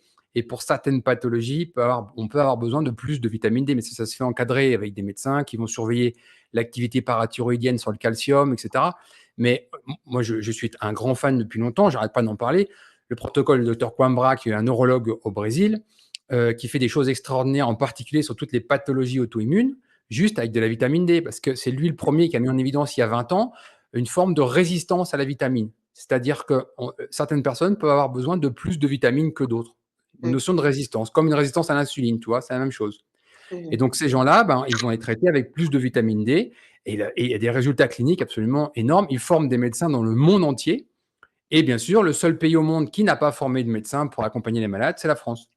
mh, Donc les Français, ils vont au Luxembourg, ils vont en Allemagne, ils vont en mmh, Suisse, ils vont en Italie, mmh, pour se faire aider avec ce protocole, de haute dose de vitamine D. mmh. Voilà, donc Donc maintenant, ça, bah, c'est voilà. super intéressant parce que tes vertiges, c'était pas rien du tout. Je pense qu'il y a des gens qui continuent, Mmh, à vraiment galérer sans trouver de solution. mmh. Donc c'était super important. Alors qu'est-ce que tu as eu d'autre comme bienfait, en plus, que tu espérais peut-être même pas, à ce moment-là? Là, c'est pas mal. Mais en fait, moi, ce que j'espère aussi, c'est d'éviter une récidive de cancer, aussi. Donc pour moi, c'est une bonne motivation. Donc là, c'est au niveau des effets, là, c'est pas mal. En fait, puis ça a quand même nettement amélioré ma qualité de vie, hein. C'est le jour et la nuit, hein. En Mmh. fait, au quotidien, là, c'était vraiment les principaux effets, que j'ai pu ressentir, quoi. Vraiment, C'est quand même énorme parce que tu as réussi à passer, quasiment 30 ans de maladie, en gros, pour faire simple. 50, presque 50. 50, tu remontes vraiment à la petite enfance, quoi. Ah Oui, bah oui, depuis la petite enfance. Ah oui, oui, ouais. depuis que autant aussi loin que je m'en souvienne, hein. Oui, oui, ça a toujours été, très compliqué, oui, oui. Oui, C'est oui. c'est je te félicite vraiment parce que c'est pas rien et ça doit vraiment changer la vie, quoi. À mon Oui. avis, quand on vit donc tu as découvert le régime cétogène à 47 ans. À 47 Mmh. ans, on se dit: «Bah, ça fait, 45 ans que c'est comme ça, je trouverai jamais la Mmh. solution», en gros. Mmh. Oui, Finalement, là, oui. tu as un peu une nouvelle vie grâce à Mmh. simplement moins de glucides dans ton assiette. Oui, oui et puis c'est pas à mon avis, c'est pas fini parce que plus on avance dans la science, plus il y a des études, plus, il y aura encore des choses et voilà, faut vraiment se tenir informé et puis, comme disait, enfin c'était, comment il s'appelait?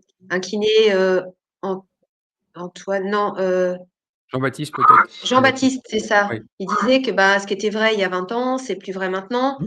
On parlait, bah, justement, lui, il parlait de la lombalgie, moi, c'est pareil quand j'ai fait, je me traitais lombalgique il y a 20 ans, c'était le verrouillage, on bougeait pas, on restait le dos droit. Puis maintenant, voilà, on rebouge, donc faut accepter aussi que les choses changent, faut pas rester sur ses acquis. Bon, ce qui était vrai à un moment, bah, la science évolue, les études et il faut pas hésiter à se remettre en question, à se dire: «Bon, voilà», peut-être se dire qu'on a fait des erreurs. Moi, j'ai fait, l'indice glycémique bas parce que je pensais qu'à ce moment-là, c'était peut-être pas mal. J'ai essayé, c'était pas top, top, mais peut-être qu'en passant par là, ça m'a aussi, ça a été sur le chemin après, bah, justement d'autres choses, d'aller un peu plus loin dans ce qui était plutôt dans la tout ce qui était glycémique, les glucides et cetera. C'était peut-être Des fois, le pour moi problème, en fait, c'est qu'on a besoin, de science et qu'aujourd'hui, il y a une vraie, dissonance entre ce que la science dit et ce que la pratique médicale fait.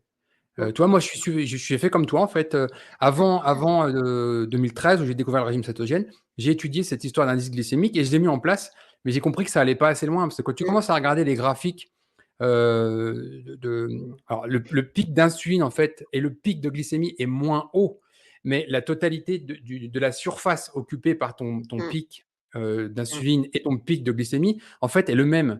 Donc ça résout pas les problèmes. Tu n'inverses pas mmh, un diabète de type 2, tu guéris mmh, pas un cancer, t'arrêtes pas les crises d'épilepsie. En fait, tout ce que fait le régime cétogène, tu peux pas le faire avec l'indice mmh, glycémique, ça va pas du tout assez loin. Alors ça mmh, sensibilise les gens un mmh, peu au niveau des sucres, toutes ces âneries qu'on leur a mis des termes qui sont faux, comme les sucres simples, les sucres complexes, les mmh, sucres lents, les sucres rapides, et cetera. Tout ça, c'est mmh, faux, c'est du flan complet, ça repose sur rien. mmh, Ça les informe un petit peu, ça les sensibilise, mais à un moment donné, si on veut être efficace, comme tu l'as fait, bah, c'est le régime mmh. cétogène, quoi. C'est-à-dire on retire Ouais, le ça va problème à plus loin, l'origine. ouais. Mmh. Oui, oui. Voilà.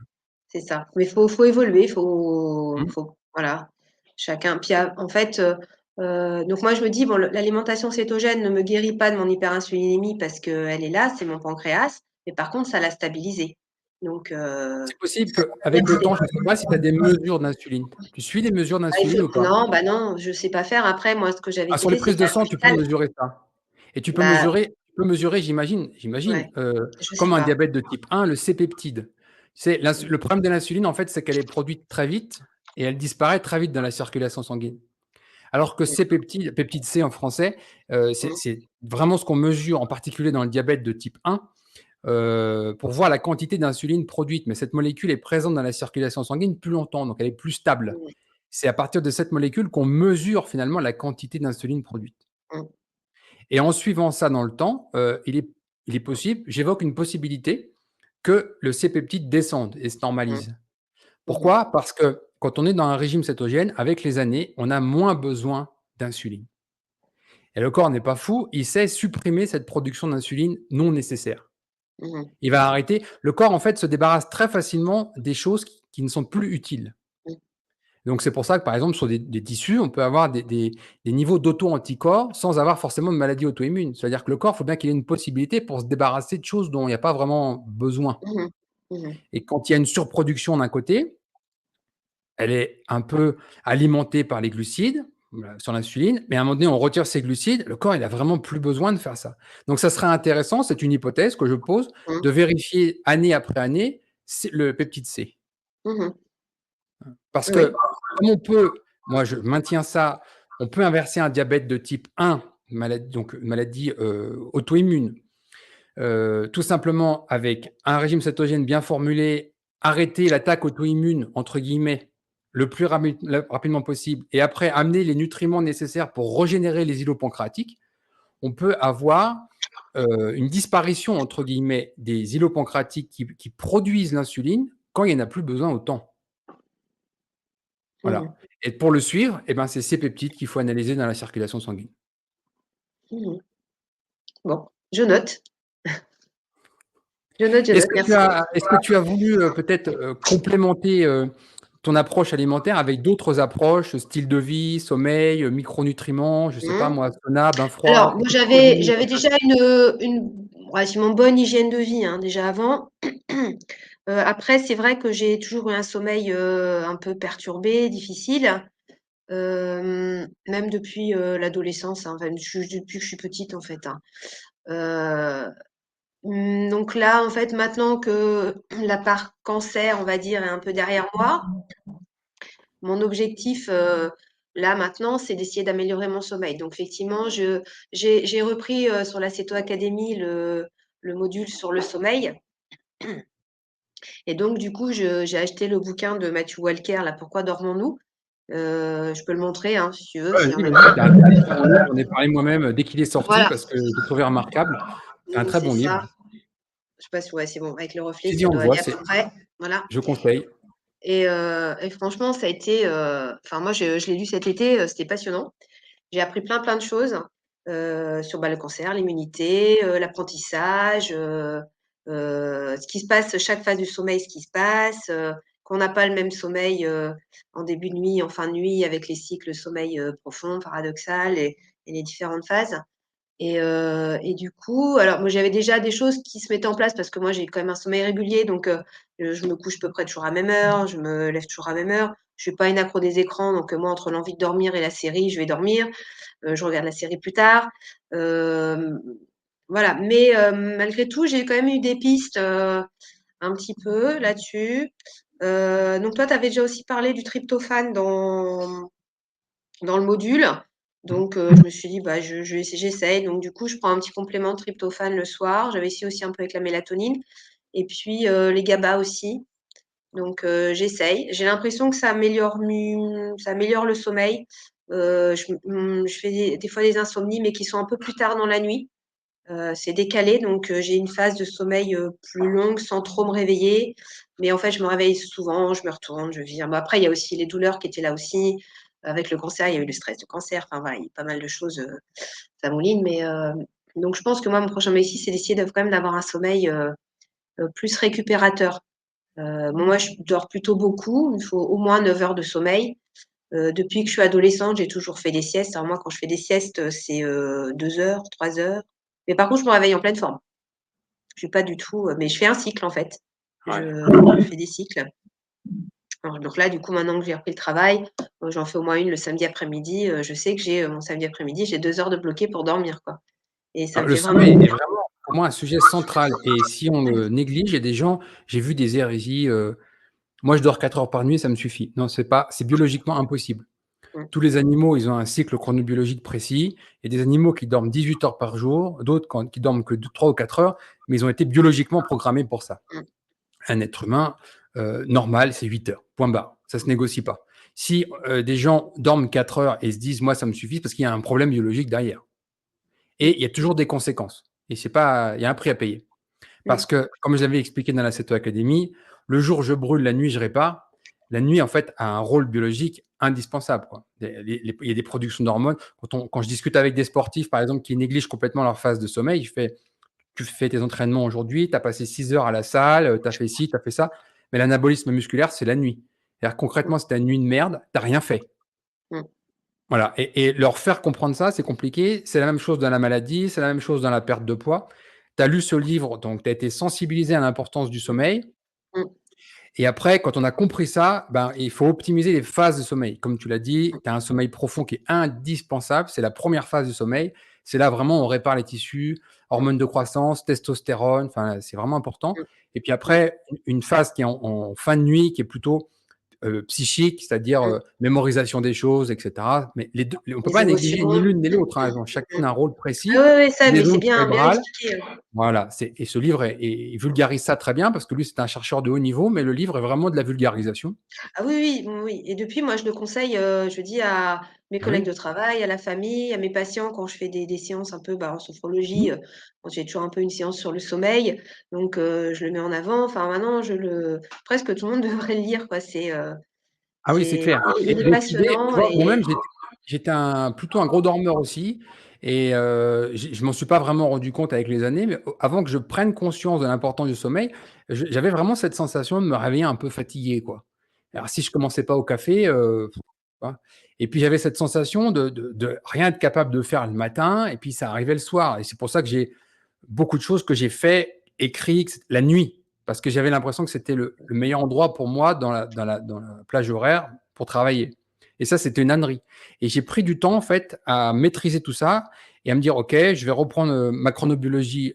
Je mange à telle heure, je fais du sport à telle heure, je coupe mes écrans à telle heure, je me protège de la lumière bleue à telle heure, etc. Alors maintenant, c'est réglé comme une horloge. À 10 heures, à 9h45, 9h50, je suis dans le lit. Un maximum en 6, 8 minutes, je dors. Sommeil profond entre 2 et 3 heures par nuit. Et après, à 5h45, 6 heures, mes paupières se lèvent toutes seules, il n'y a pas de réveil. Et je suis en pleine forme. Et même mon cerveau est en pleine forme. Je peux être actif Mmh. à 7 heures et écrire des choses. Et Mmh. ça a changé ma vie, en fait, de me dire, il faut que je reprogramme. En fait, ça s'appelle une resynchronisation biologique, mon sommeil par rapport à ce que je suis. Donc Mmh. le sommeil n'est plus une variable d'ajustement, c'est Mmh. ma vie qui est une variable autour du sommeil, voilà. Mmh. Et Ouais. ne serait-ce que quand on parle du cancer, se prémunir du cancer, on sait le rôle de la mélatonine. La mélatonine, ça sera, tu sais, je dis qu'en France, on a à peu près 50 ans de retard sur la vitamine D, mais je peux te dire aujourd'hui que maintenant, on a vraiment déjà d'avance 50 ans de retard sur la mélatonine, qui sera Mmh. la molécule de la longévité, Mmh. anti-cancer, anti-maladie, anti tout ce que tu veux. On n'a rien compris encore sur la mélatonine. Il y a 10 ans, dans la recherche médicale, on pensait que la mélatonine, c'était une hormone qui était produite par la glande pinéale. Et maintenant, on sait que c'est seulement 5% de la mélatonine. 95% de la mélatonine, elle est produite ailleurs. Et on a des tombereaux. Toi, moi, je suis abonné à 40 mots-clés de recherche sur PubMed. La mélatonine, c'est entre 80 et 120 nouvelles études par semaine qui tombent. Mmh. C'est central. Ils en parlent Mmh. en service de néonat, ils en parlent dans les services de réanimation, ils en parlent partout à des dosages massifs en tant que supplément pour Mmh. venir aider le corps à pallier une Mmh. maladie, Mmh. régénérer des tissus et cetera. C'est la molécule Mmh. de l'avenir, quoi. Mmh. Alors Ouais, que ouais. et il y a rien sur terre, ça c'est fou quand même quand on y réfléchit bien, il y a rien sur terre de vivant, animal ou végétal, sans mélatonine. Mmh. Elle est à la base de la vie, cette molécule. Donc là, on l'a pas assez étudiée, on a beaucoup de retard sur le sujet, elle est centrale et le sommeil fait partie de ça. Mmh. Oui, oui. Donc j'avais conscience de ça parce que mais ce bouquin Mmh.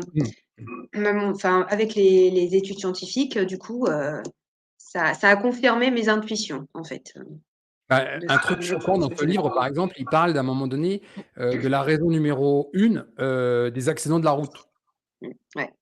Et quand on regarde, si on faisait des tests salivaires pour savoir si les gens sont endormis, on se rend compte que la majorité des accidents de la route sont liés directement à un problème de sommeil. Sommeil, plus que l'alcool. Et voilà. Et alors aujourd'hui, Mmh. quelqu'un qui a un accident, qui roule avec 3 grammes dans le sang d'alcool, on va dire: «Mais monsieur, vous êtes un criminel». Par Mmh. contre, quelqu'un qui a un accident et qui s'est endormi au volant, rien. Mmh. Alors quand on y réfléchit bien, Mmh. c'est peut-être le même degré de responsabilité. Donc le Mmh. sommeil, il est négligé, hein. C'est comme Mmh. la lumière, en Ouais, fait. ouais. L'exposition au soleil, la lumière, Mmh. c'est un sujet négligé, mais qui est pourtant Mmh. majeur de notre biologie. Mmh. Ouais, ouais. Donc voilà, donc autant que possible autour de moi maintenant je diffuse. Voilà, j'en parle. Après les gens ils prennent pas, mais voilà, moi j'en parle. Mais j'ai des patients qui sont très intéressés. Ouais, ça c'est vraiment, ils trouvent ce bouquin très intéressant. Donc c'est bien, je suis contente. Et comment ça se passe dans ta pratique professionnelle? Tu as pu parler un peu de ton expérience à des collègues? Ils ont eu une oreille Alors bienveillante? oui, à mes collègues, oui. Bon, les patients, pas trop parce que je suis pas là pour ça et puis bon, je fais attention, voilà, je faut pas, on a quand même aussi des médecins nutritionnistes chez nous, enfin voilà, donc je ou alors je parle vraiment de mon expérience, mais voilà, je dis: «Bon, c'est bon pour moi, mais voilà, vous, Alors, moi, j'ai pas eu de souci, de compréhension, ni la famille, ni les amis, ni les collègues, parce que, bah, en fait, ceux qui me connaissaient avant ont vu la différence aussi, hein, de mon état de santé et puis, comme je l'explique, pourquoi je le fais, mes objectifs, bah, en fait, j'ai beaucoup de bienveillance, autour de moi. Même mes collègues de travail, on va dire que c'est plus de la curiosité ou de la famille que, voilà, ils écoutent. Bon après, ça veut pas dire qu'ils vont appliquer, mais ils comprennent mes arguments, mon parcours de vie, bah, ceux qui me connaissent depuis que je suis petite forcément. Puis mes collègues de travail, bah, sont curieux et heu et même du coup, moi, je sais que j'ai une amie, qui m'a dit: «Ah bah tiens» parce que bon, du coup, moi, quand je vais les voir, bon, en fait, quand je vais chez les gens, je préviens un peu avant que j'ai mon alimentation, que je sois pas prise au dépourvu parce que c'est gênant et pour eux, pour moi, quand tu arrives, puis ils ont fait un plat, puis bah non, je mange pas. Donc en général, bon, quand c'est des gens un peu loin, je leur envoie, bah, la liste, les top Seto là, des ingrédients. Voilà, tu l'as Un sous la main. démarrage gratuit que vous pouvez avoir sur notre site, Bah, juste tu avec renvoies cette liste, donc les choses qu'on peut manger et puis moi, j'avais fait une petite liste à côté des choses qu'on mange pas pour que ce soit plus clair. Parce que les glucides, il y a des gens, ils savent pas trop où on en trouve donc alors je dis: «Bah, voilà», donc j'ai mis le pain, les pâtes, les farines, bon, forcément les gâteaux et les bonbons, bah, ça tout le monde comprend mais qu'il y en a pas, il faut pas de légumineuses, les différents féculents, même différentes farines. Il dit: «Ah bah non, la farine de sarrasin, tu peux pas, farine de maïs, non, tu peux pas». Ah bah non, non, non, donc du coup, j'ai fait la liste. Comme ça, j'envoie tout et puis en général, du coup, ça se passe bien. Mais j'ai beaucoup plus de curiosité et du coup, j'ai une amie, elle m'a dit: «Bah, j'ai un collègue de travail, qui a une récidive de cancer du cerveau et son médecin l'a mis sous alimentation cétogène». Bah, je dis: «Bah, tu vois, maintenant, toi, tu sais ce que c'est». Voilà. intéressant, si tu connais ce médecin, il peut nous écrire s'il veut t'interviewer, Ouais, ça serait ouais, utile et intéressant, c'était ils sur sont Paris, rares. mais du coup, je sais pas. Mais voilà, donc enfin, ça commence à venir, quoi. Bon, alors je pense que c'était un glioblastome, hein, certainement, mais c'était quand même une récidive, hein, du coup, mais du coup, voilà, Le il y a eu glioblastome ne se guérit pas, hein. cétogène. Le glioblastome Ouais, ne se guérit pas. Tu finis forcément bah par oui. une récidive, puisque Mmh, on avait publié le témoignage de Christophe Cancard, tu sais, qui avait un glioblastome en 2012. mmh, Et c'est chimiothérapie, radiothérapie, chirurgie quand c'est possible et c'est des soins palliatifs. mmh, Donc à un moment donné, si vous m'entendez et que vous combattez ce genre de cancer et que vous voulez témoigner ou si vous avez un médecin qui a été suffisamment éveillé pour vous orienter vers le régime cétogène, contactez-moi et on va vous faire parler parce que ça se sait pas assez. Les gens, ils restent dans leur petit coin, ils sont pas connus. mmh, Un médecin qui aujourd'hui est cancérologue ou neurologue et qui prescrit un régime cétogène en France, moi je veux son nom parce que ça m'intéresse vraiment. Il faut que ça se sache. mmh. Ouais. Enfin, voilà. Après, bah, mon médecin traitant, moi, je l'ai mise au courant. Donc, elle m'a prise en charge tout de suite après mon cancer. Donc, c'était pas elle qui m'a suivie pendant le cancer, mais du coup, donc, le contact était bien passé, tout ça. Donc, moi, j'ai en parlé. Donc, bon, a priori, ça lui a pas trop posé de problème, sauf un peu mon taux élevé, un peu de cholestérol. Donc, je lui ai dit qu'il fallait pas s'affoler, que de toute façon, je prendrais pas de médicaments contre ça et que du coup, je lui ai imprimé, pareil sur la Céto Académie, le profil lipidique, en alimentation cétogène. Je lui ai fait une photocopie, je lui ai donné. Voilà, donc puis en plus, à un moment, quand on parlait de ça, elle avait aussi un stagiaire avec elle, donc je pense que ça pouvait être intéressant pour lui aussi parce que, voilà, je pense que c'était assez nouveau, je pense que ce soit les patients qui apportent, voilà, mais comme elle est plutôt ouverte et cetera et que je voulais pas qu'elle s'inquiète par rapport après moi j'ai pas un taux, cholestérol, hyper élevé, mais juste un petit peu au-dessus de la norme et puis bon ça, elle l'a dit. Le Et problème, c'est après qu'ils ont descendu la norme pour qu'il y ait des gens qui soient au-dessus de la norme et c'est ça le problème parce voilà, qu'il mais y a 60 ans, voilà. c'était, 3 grammes, hein, Mais je lui dis: «De au toute total. façon, me prescrivez pas de médicaments, j'en veux pas» parce que j'étais moi plutôt dans la démarche de tout arrêter. Parce que du coup, moi je prends après mon cancer, du coup, je ne prends plus aucun antalgique alors que je prenais, beaucoup de doses. J'ai arrêté le Glucor aussi, donc je prends plus en fait, j'ai dit à mon médecin, j'ai «Moi mon objectif c'est de revenir une personne en bonne santé». Donc là, en fait, sur, mon ordonnance, en fait, j'ai juste des fois un petit peu de Doliprane et de la vitamine D, c'est tout. Donc il y a plus rien d'autre et donc elle m'a félicitée aussi parce que du coup, elle m'a dit: «Bah, dis donc, c'est bien, enfin, d'arrêter, les glucides et tout ça». Elle m'a félicitée par rapport puis elle voit comme je suis bien, en fait, ma tension est parfaite, je suis en forme et cetera et je lui savais, elle me dit: «Bah, bravo pour la motivation». Bah, je vous savais, j'ai quand on a eu un cancer et qu'on n'a pas envie que ça recommence, ta motivation, elle est forte, hein. Et pour moi, je me pose même pas de questions, quoi, hein, donc c'est voilà, donc mon médecin est au courant et puis je suis suivie aussi par un autre médecin pour l'acupuncture. J'en fais régulièrement, 3-4 fois par an. Donc c'est un médecin aussi rééducateur, que je connaissais, avec qui j'ai travaillé pendant quelques années, qui s'est installé après en libéral en acupuncture, donc c'est quelqu'un en qui j'ai entière confiance et elle aussi, elle est au courant par rapport à l'alimentation cétogène et elle, elle trouve que c'est très bien, quoi, en fait, et du coup, j'y avais offert enfin, je lui avais, transmis, je crois, par mail le guide de démarrage et cetera. Je crois que j'avais dû lui transmettre aussi, voilà. Donc mais en fait, voilà, tout mon entourage est bienveillant. Hem, donc mon mari, lui, me soutient complètement, donc lui, il fait pas. C'est parce que c'est plutôt un bec sucré, mais alors par contre, voilà, moi, je peux faire un peu ce que je veux, ça lui pose, aucun problème, au contraire et lui, il a vu aussi, comment ça a changé la vie et quand on en parle et qu'il est avec moi, presque c'est lui qui parle presque plus que moi parce que lui, il peut témoigner, en fait, du changement, depuis on est ensemble depuis 30 ans, donc lui, il a vu un peu toutes mes évolutions, et puis, les incohérences des médecins aussi, je me souviens quand j'allais voir le cancérologue, du coup, il venait avec moi et j'avais commencé déjà un peu l'alimentation cétogène de mon côté, mais moi, je suis assez autonome, donc quand j'ai envie de faire quelque chose, voilà, médecin d'accord ou pas d'accord, si j'ai envie de faire, je vais tester et donc, elle était bien d'accord aussi que l'hyperinsulinémie était mon principal facteur de risque, comme l'avait dit, le diabétologue, comme mon médecin traitant. Alors je lui dis: «Mais alors qu'est-ce que vous pensez de l'alimentation cétogène?» Elle me dit: «Ah non, non, l'alimentation cétogène, c'est dangereux, il faut avoir une alimentation équilibrée». Voilà, alors mon mari qui était à côté de moi, qui est aussi un scientifique, enfin, il a un esprit scientifique, à un moment il s'est dit: «Mais ça colle pas en fait, c'est pas logique, en fait, de me dire de garder une alimentation avec des glucides à tous les repas alors que, c'est ça qui provoque, mon hyperinsulinémie et que c'est ça qui peut potentiellement me provoquer le cancer. Enfin, c'est là où je me dis: «Bon, Ah oui, ben, mais c'est elle était fou sur parce mon qu'en même fait, leur régime équilibré, c'est la grande pyramide alimentaire qui a été mis en place aux États-Unis dans les années 60 et après reproduite dans le monde entier. C'est pour faire simple, 55 de glucides, 30 de lipides et le reste en protéines. Bon et le gros problème, en fait, de ça, c'est qu'il y a pas de science. Ça mmh, repose sur rien. C'est du vent complet et ça, ils appellent ça une alimentation équilibrée. C'est une sorte de standard ultime qui repose sur rien du tout.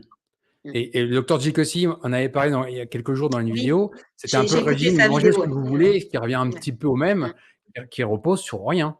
mmh.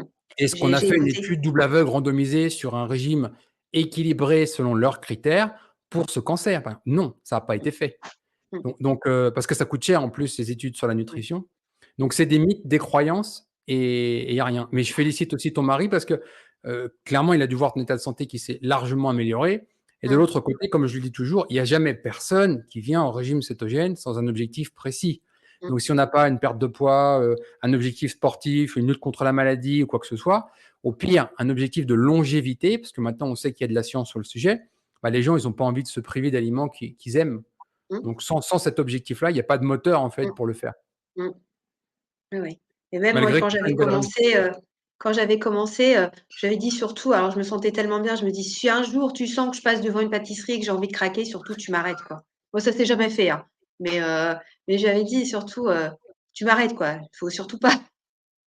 Mais j'ai Tu jamais lui sors recraqué en parce que urgence la recette de tarte au citron de Nelly qui est sur le je l'ai site faite ou de plusieurs Paris fois. Brest. Ça peut être une solution, d'urgence, Ouais, ouais, je l'ai faite plusieurs fois anti-craquage. la tarte au citron, ouais, puis les gâteaux au chocolat. Enfin moi j'ai fait plein, plein de recettes, Ouais. plein de recettes sucrées, voilà. Donc globalement, je veux dire tout mon entourage, enfin plutôt bienveillant, que ce soit parce qu'au niveau professionnel, même avec les médecins avec qui je travaille, ça m'en arrive d'en parler quand l'occasion se présente et les gens sont plutôt curieux parce voilà, parce que ça tient la route. Moi, je pense que j'argumente et que ça tient la route, donc il y a pas de raison. Alors, il y a eu un médecin une fois, j'ai dû faire un bilan, complet. Je crois que je t'avais peut-être mis un commentaire une fois même sur l'application, MiWi. MiWi. Oui, sur le seul réseau social qu'on J'ai eu un utilise, c'est bilan MeWe. complet, Ouais. à faire, voilà, un peu régulièrement et au bout de tout ce bilan, prise de sang et cetera, on a rendez-vous avec un médecin à la fin qui nous fait le bilan. C'était avec l'IRSA. Donc, je sais pas si tu te souviens en France un peu, c'est un voilà et normalement, c'est un médecin, on va dire plutôt généraliste. Or, il se trouve qu'elle, c'était nutritionniste et donc on parle un peu de l'alimentation, enfin voilà et je lui dis: «Bah ouais, je suis en alimentation cétogène» et alors là, qu'est-ce que j'avais pas dit? Elle m'a dit: «Oh là là, mais c'est une alimentation, c'est dangereux, vous mettez en danger». Alors que ça faisait peut-être 4 ans que j'étais en alimentation cétogène, mais elle a pas pu argumenter parce qu'en fait, mes bilans sanguins étaient bons. Alors je dis: «Bah OK, je suis dan c'est dangereux, mais en quoi? Enfin, bon, dites-moi parce que moi, je me sens très bien comme ça» et je lui dis: «Moi, l'alimentation entre guillemets «équilibrée», moi, ne me convient pas».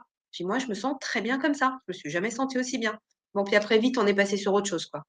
Mais elle était encore C'est fou parce qu'en fait, il y a quelqu'un qui m'a passé une vidéo, il y a pas très longtemps, d'une formation en ligne, au diplôme de diététicien en France mais je pense qu'à la maternelle, le niveau est plus élevé, quoi.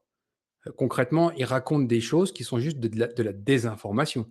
Ça repose sur rien et on crée une génération de professionnels de la santé stupides. Et je Mmh, le dis comme je le pense, parce que j'ai des gens qui sont ces professionnels de santé qui viennent me payer moi pour les former au régime cétogène. mmh, Et je ne suis pas médecin. Ça veut dire mmh, que leur cursus de formation, qui vaut de mémoire, je crois, on m'avait dit 10 ou 12 000 euros, hein, mmh, c'est une ânerie.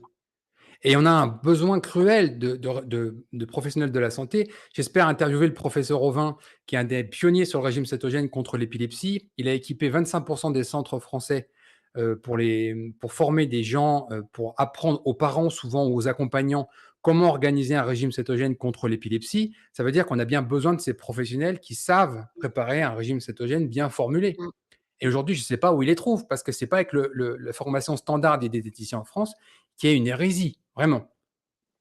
mmh, On va parler avec des gens qui ont lutté contre une obésité morbide à plus de 150 kilos, avec des conseils nutritionnels stupides, qu'on fait que les faire grossir. Et en même temps, je vais faire parler une personne qui s'est sortie de l'anorexie, donc à l'autre bout du spectre, grâce au régime cétogène. mmh, Et aujourd'hui, on a des études qui nous montrent ça, qui nous expliquent comment ça fonctionne. Et les diététiciens, les nutritionnistes sont complètement à l'ouest. mmh, Mais alors vraiment, ils sont même pas, mmh, ils ont même pas eu la présence d'esprit de lire un peu de littérature mmh. scientifique sur le sujet. Donc, ils se basent sur les âneries qu'on leur a mis dans le crâne il y a 5, 10, 15 ou 20 ans.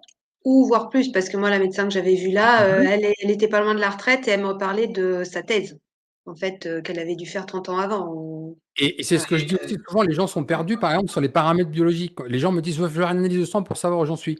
Oui, le problème, c'est on manque de standards parce qu'aujourd'hui, tous les standards biologiques sont calés pour des gens qui sont dans un régime très riche en glucides.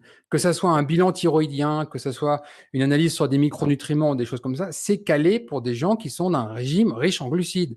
Et quand on mmh, passe sur un régime cétogène, tous les paramètres biologiques changent.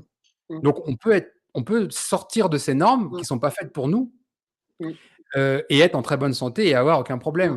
Donc du Ouais, mais coup, c'est interpréter déstabilisant, en ces fait. résultats, c'est très compliqué. Mmh. C'est Par exemple, ne serait-ce que déstabilisant.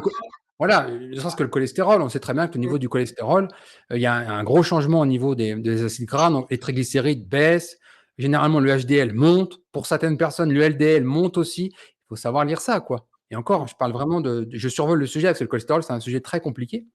mmh, Il y a pas de médecins qui sont capables de lire ça correctement. mmh, Et du coup, les gens se retrouvent seuls et un peu mmh, alertés, quoi, en disant: mmh, «Je voudrais bien faire, mais je ne sais pas mmh, vers qui me tourner». Et c'est mmh, pour ça que si vous êtes un professionnel de santé, que vous êtes sensibilisé, au régime cétogène, contactez-nous, on va vous faire parler parce qu'on a besoin de vous, quoi. mmh. Voilà. Voilà. Voilà, voilà, donc mon parcours, hein, C'est un très mais beau parcours, je te félicite vraiment parce que tu symbolises pour moi quelqu'un qui prend en main sa santé, qui apprend, qui met en place et maintenant tu profites des résultats et de ton travail. il y aura encore des réajustements certainement, C'est un mais cheminement en c'est fait, en hein, bonne voie, voilà, on c'est en n'atteint bonne jamais voie. vraiment le but. C'est un cheminement. Oui. Et Mmh. alors, juste un peu en conclusion, peut-être as-tu eu des difficultés? Tu pourrais nous en parler, je sais pas, trouver des ingrédients, qu'est-ce que tu as eu comme difficulté dans tes 5 ans en régime cétogène? Pas vraiment en fait parce que, bah, déjà bon j'habite au Mans, enfin à proximité du Mans, donc on trouve pas mal de choses. Moi j'ai trouvé beaucoup de choses dans les magasins Biocoop. Bon c'est vrai que moi j'ai commencé il y a 5 ans donc c'était un peu difficile, mais on commençait quand même à trouver des choses, la farine de soja, lupin, farine de coco, tout ça on arrivait à trouver et puis finalement ce qu'on n'arrivait pas à trouver, j'arrivais sur internet. Et puis après, il y a eu, quand vous avez sorti le livre, Bonjour Keto, il y a eu un partenariat avec, Délices Low Carb. Bon moi j'avais déjà trouvé des trucs chez eux, chez Délices Low Carb, donc du coup ça a permis des fois de compléter, ce que j'ai besoin donc et puis moi, en fait, moi je cuisine mais j'aime bien les choses simples en fait, nature, enfin j'aime bien bon les pour la pâtisserie, des choses comme ça, mais moi j'aime bien les produits bruts. Les légumes nature, les viandes grillées, je cherche pas toujours à j'ai toujours été comme ça, hein, de toute façon, donc c'est pas, j'aime bien un peu les aromates, mais j'aime pas trop les épices, un petit peu, mais pas trop, mais j'aime bien les choses nature, donc en fait, c'est pas compliqué, en fait, et puis voilà, donc soit c'est dans les magasins bio, soit c'est au Délices Low Carb ou des fois des trucs sur Amazon quand j'ai un peu besoin, mais même en grande surface, hein, parce que, bah, les stevia, enfin, Purvia, ça on trouve, hein, donc je pas de difficulté particulière et puis, bah, ce que je trouve pas, bah, je fais. Voilà, donc C'est par franchement exemple, la bonne approche. voilà, bacon charmé, je l'ai fait, je fais plein de Le je kombucha, j'aime bien cuisiner, enfin, j'aime les choses simples, mais j'aime bien cuisiner aussi, donc j'aime bien, je fais des plats mijotés, je fais des bourguignons et cetera, mais du coup, je reprends un peu dans les recettes de Nelly. Des fois, je fais des trucs que je connais, je fais mes mélanges. Puis comme je maîtrise bien un peu les macros, les choses comme ça, donc je fais un peu ma sauce aussi, enfin voilà, je c'est vraiment essentiel ce que tu dis parce qu'une fois qu'on a bien compris un peu, les macronutriments, où se trouvent les dans quel aliment les lipides, où sont les glucides, donc à faire attention, où sont les protéines. Après on peut faire un régime cétogène relativement simple. Vous allez chez le boucher, mmh, vous allez chez le mmh, primeur, vous allez chez le fromager, un ouais, peu de magasin bio si vous avez besoin de quelques farines, des choses comme ça pour faire des préparations. Finalement, là, vous mmh, avez déjà, 95 de ce que vous avez besoin. Il y a voilà. pas besoin d'aller chercher des choses compliquées. Plus c'est Non, simple, plus c'est facile à mettre en œuvre tous les jours et mmh, plus c'est une réussite facile, on va dire. ouais, ouais. Moi, au quotidien, je passe pas beaucoup de temps à faire la cuisine. Bon, déjà, c'est vrai que je mange qu'une fois par jour dans la semaine, donc c'est vrai que ça gagne du temps, mais Mmh. même malgré ça, voilà, après le week-end, j'aime bien cuisiner un peu plus, je vais faire plus de plats mijotés, des choses comme ça parce que j'aime bien et voilà, je trouve ça, voilà, mais sinon au quotidien, voilà, moi ce soir je me suis fait une courgette, voilà, avec, des œufs à la coque, une soupe, voilà, un yaourt, puis voilà, c'est bon quoi. Enfin du fromage, c'est simple et c'est bon, du C'est coup. simple et Si c'est les bon. produits sont bons, c'est suffisant en fait. Exactement. C'est là la réussite de Nelly parce que je sais qu'il y a beaucoup de gens qui lui ont dit, qui lui ont envoyé des mails en lui disant, «Grâce à vous, je me suis remis à cuisiner». Il y avait des gens qui avaient complètement perdu, enfin, ils n'avaient pas touché une casserole ou une poêle depuis 1 ou 2 décennies, hein. Il y a Mmh, des gens qui achetaient tout en préparé, un coup de micro-ondes, terminé. Et mmh, en régime cétogène, surtout en particulier enfant, il y a rien. Donc du coup, quand on veut passer sur un régime cétogène, en particulier quand on lutte contre une maladie, on veut faire les choses sérieusement, eh ben, on n'a pas le choix. On est obligé, même si on fait que de la cuisson, juxtaposition dans les assiettes, on est mmh, obligé de retourner vers sa poêle et sa casserole. mmh.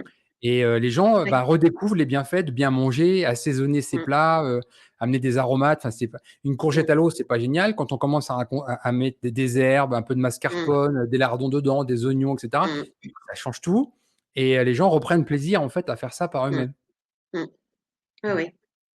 Faut pas chercher à compliquer. Non, plus c'est simple, plus c'est facile à tenir dans la durée. Mmh.